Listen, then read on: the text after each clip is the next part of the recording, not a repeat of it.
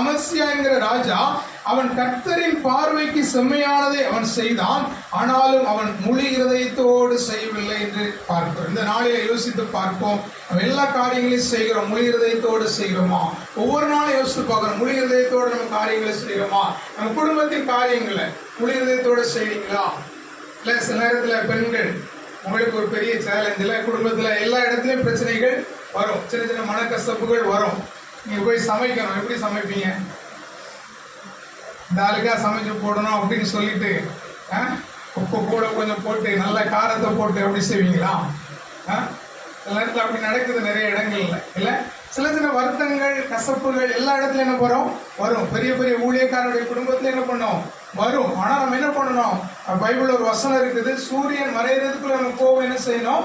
தனியே கடவுது. அப்போ நம்ம அதை என்ன பண்ணணும்? சரி செய்து பண்ண வேண்டும். நாம் செய்கிற காரியத்தை குடும்பத்தில் என்ன பண்ண வேண்டும்?